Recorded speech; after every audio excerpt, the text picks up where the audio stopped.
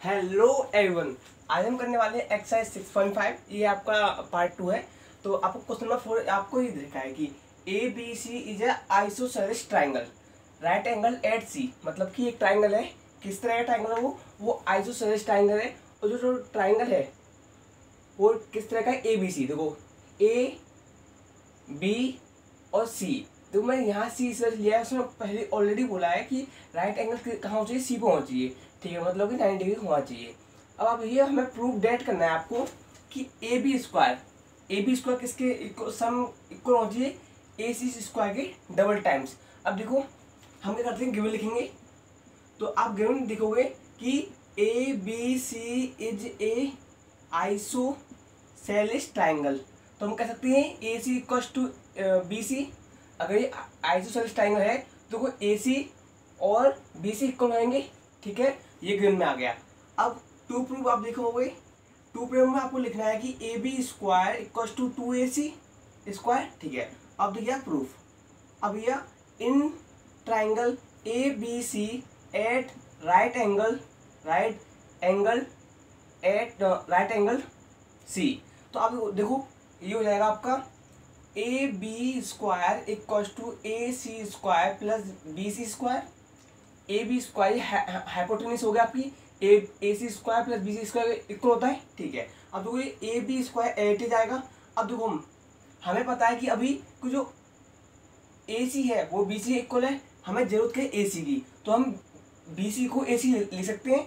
ये ए सी तो ऐसे आएगा ए सी स्क्वायर प्लस जो बी सी है, जो आपको बी सी दे रखा है वो ए सी इक्वल है, मतलब हम बी सी के लिए ए सी ले सकते हैं। तो आप ए सी लिख दीजिए, हो गया। हमें जरूरत ए सी की है, इस वजह से हम ए सी ही कन्वर्ट किया बी सी को। तो ये A B square equal to 2ac square prove हो गया आपका। अब देखिए क्वेश्चन नंबर 5 आपका क्या है, उसका रिवर्स प्रोसेस है, मतलब कन्वर्स दे रखा है कि A B C is a isosceles triangle. उसमें क्या है, A C equal to B C. ठीक है, अब if A B equal to 2ac square, पहले आप ट्राइंगल बना लीजिए। आपको ये ट्राइंगल बनाना है और इसमें ट्राइंगल वही सेम है, ये ए है और ये हमारा बी है और ये सी है। अब इसमें क्या है, आइसोसेलेस ट्राइंगल, मतलब इसमें ऑलरेडी आप गिवन दे रखा है कि ए सी किसके इक्वल है, बी सी के इक्वल है। ठीक है, और एक और कंडीशन दे रखी है ए बी किसके स्क्वायर है, 2ac स्क्वायर। आपको प्रूफ डेट करना है कि A B C is a right angle triangle. ठीक है, तो आप देखो गिवन में क्या लिखोगे, गिवन में आपको डायरेक्टली लिखना है A C equal to B C and A B square equal to 2ac square. ठीक है, प्रूफ में आपको क्या करना है, टू प्रूफ में लिखना है आपको कि A B C is a right angle triangle. ठीक है, तो ये कौन सा ए सी बी, क्योंकि ये राइट एंगल ट्राइंगल का सी पे है। अब ये प्रूफ देखिए, प्रूफ में क्या है कि आपको ऑलरेडी गिवन रखा है कि ए बी स्क्वायर किसके इक्वल है, 2ac स्क्वायर। अब देखो हम ए बी स्क्वायर को इसको 2 है, मतलब 2 टाइम्स है, तो हम ऐसे ले सकते हैं A C square plus A C square. ठीक है, अब देखो ए बी स्क्वायर, अब थोड़ा ध्यान दो, ए बी स्क्वायर क्या हाइपोटेन्यूस है, हम कह सकते हैं एक ए सी तो ए सी आएगा, एक ए सी आ गया। अब भैया दूसरा जो ए सी है, आप देख रहे हो कि जो ए सी है वो बी सी इक्वल है, मतलब ए सी की जगह हम कह सकते हैं प्लस बी सी स्क्वायर, क्योंकि therefore A C equal to B C. ठीक है, अब आप देखोगे जो ए बी स्क्वायर हाइपोटेन्यूस है वो A C square plus B C square आ गया, मतलब कि इससे हेंस प्रूव्ड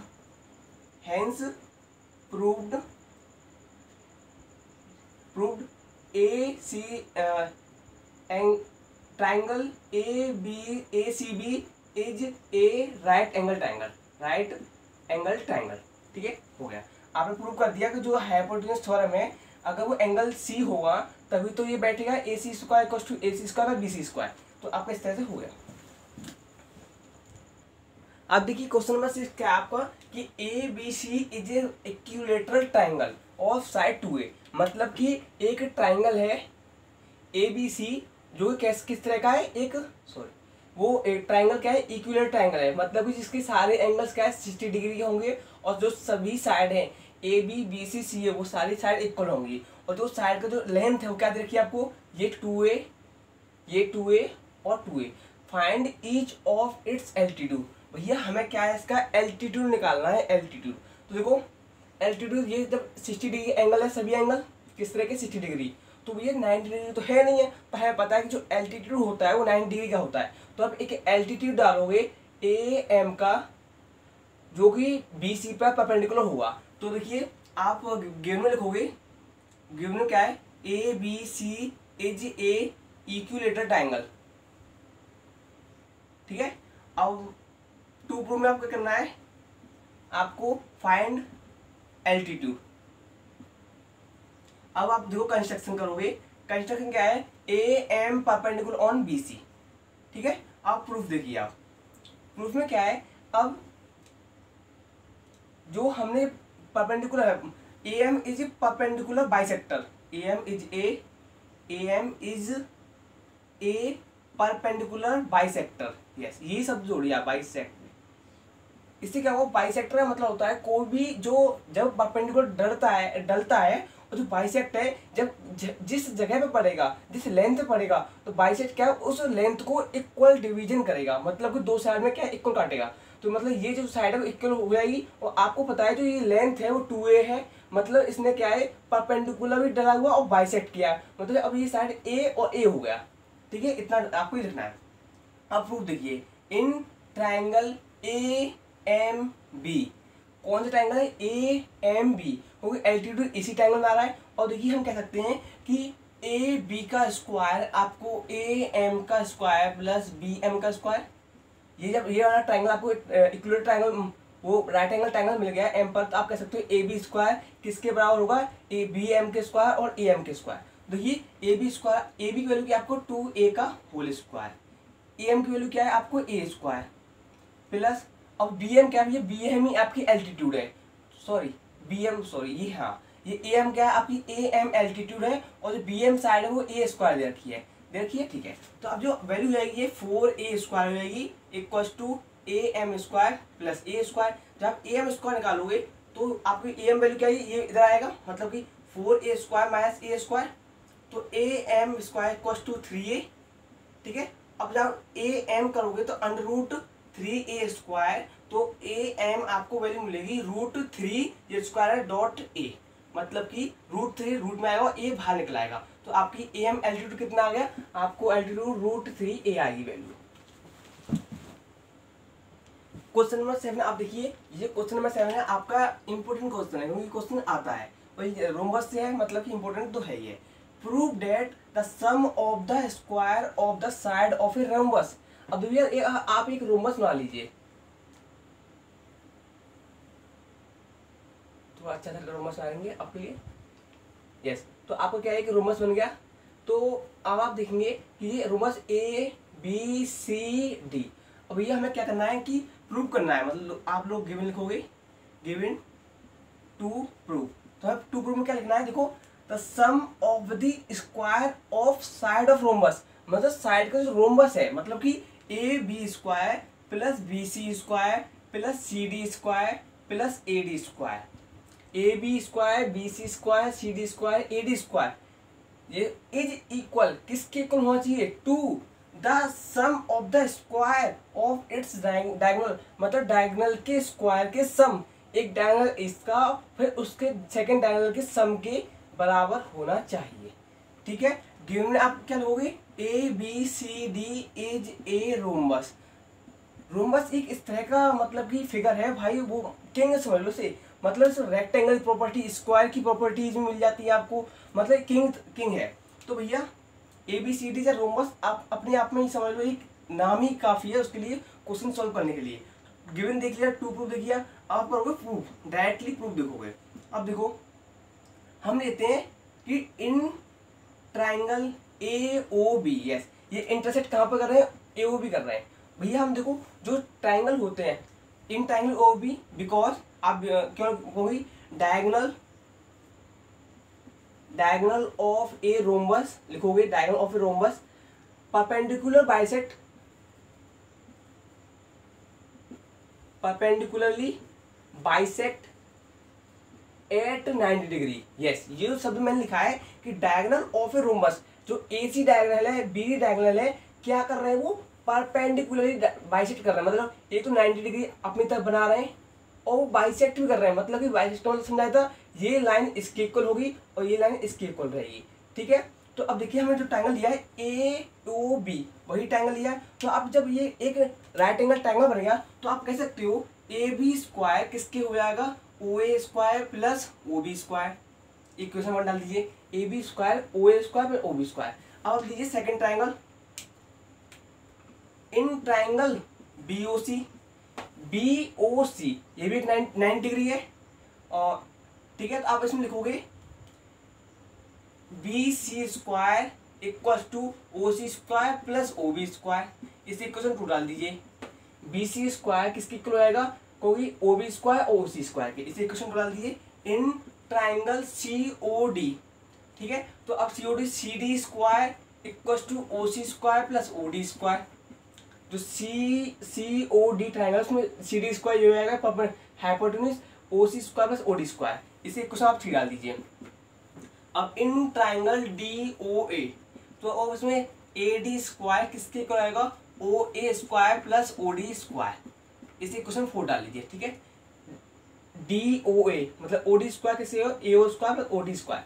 अब क्या करना है, अब देखते हैं आगे। अब आप यहाँ तक पहुँच गए, अब क्या करेंगे, एड इक्वेशन 1 2 3 4। आपको क्या इक्वेशन ऐड करनी है, देखो A B square plus B C square plus C D square plus A D square, ये इक्वेशन ए डी स्क्वायर होगी।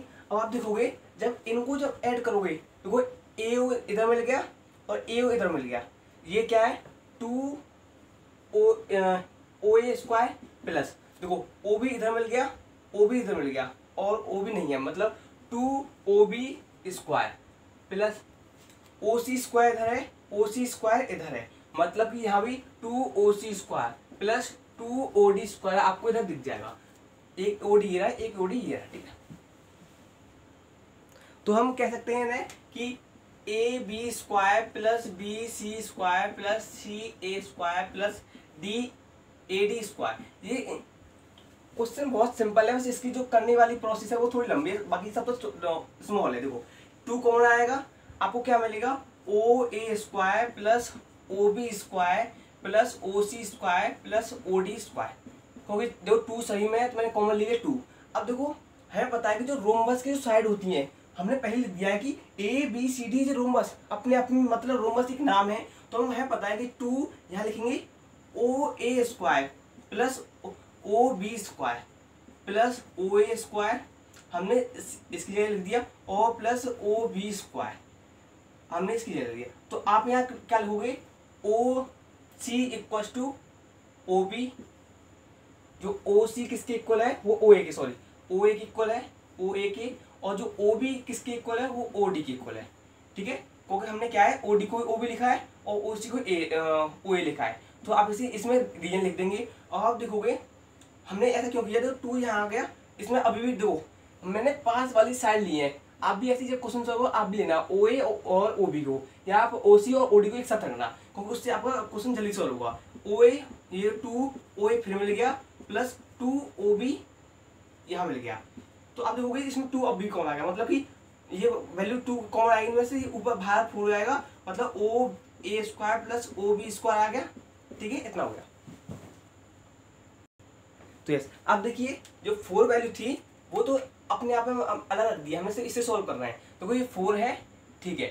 अब ओ ए को क्या ले सकते हैं, आप ओ ए को लिख सकते हो, बी सी का हाफ लिख सकते हो, ए सी का हाफ, सॉरी ए सी का हाफ ले सकते हो, ठीक है।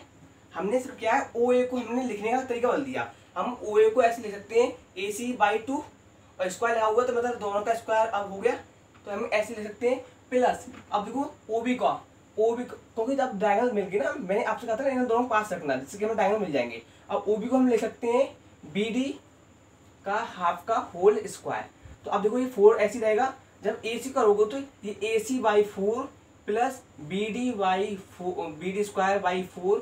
अब देखोगे जब 4 कॉमन आएगा तो A C square plus B D square, और ये कॉमन में 4 आएगा, 4 से 4 कट गया, मतलब अब आपको मिल गई वैल्यू। फाइनली आपका क्वेश्चन यहाँ सॉल्व हो गया। A B square plus B C square plus C A square A D square किसके इक्वल आ गया आपके, A C square plus B D square. Yes, इसे आप एक बार अपने आप से करना, आपका क्वेश्चन हो जाएगा। बहुत ही सिंपल क्वेश्चन है और ये बस थोड़ा लेंथी है करने में, बाकी सब तो बहुत ही लेंथी है। आपको बस रोमबस की प्रॉपर्टीज याद रहनी चाहिए और इसी क्वेश्चन के लिए आपका क्वेश्चन हो गया।